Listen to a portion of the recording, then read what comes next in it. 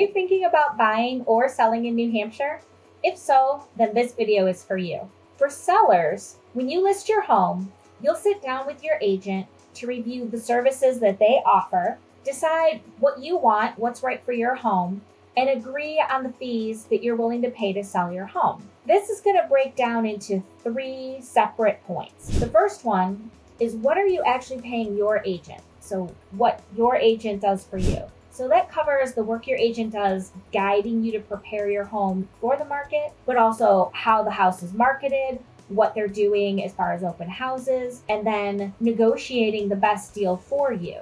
So when you get offers in, negotiating back and forth, and coming up with an offer you're happy with. You'll also talk about whether you want to offer compensation to the agent who brings the buyer for your home.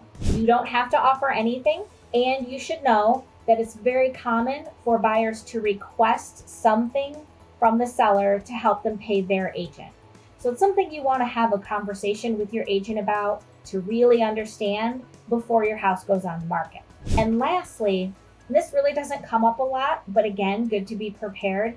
If a buyer makes an offer on your house, but they don't want to have an agent at all, your agent can act as just a facilitator. So there's no fiduciary responsibility. They're just helping with the paperwork in order to make it go smoothly. And you need to decide up front, if that happens, what you would like to compensate your agent for doing that portion. So those 3 questions will be asked of you and discussed, of course, with your agent to decide what you're willing to do. For buyers, it's much more straightforward. It's just one question. So you'll meet with your agent, talk about the services that they offer, also your expectations and theirs, and the timeline that you're working with, and decide what the value of that work is worth to you. So the commission that you're going to pay your agent. Typically, that's going to be a percentage of the selling price of the home. The sellers may choose to pay some or all of that on your behalf, but they're not obligated to. So it's good to know, what that number is going to be, and also talk to your agent before writing an offer of what that specific home options are.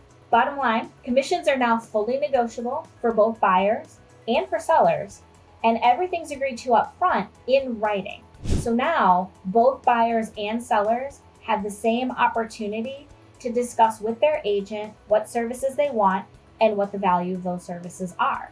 If you're thinking about buying or selling and you'd like to understand how commissions are going to affect you in your specific situation, let's chat.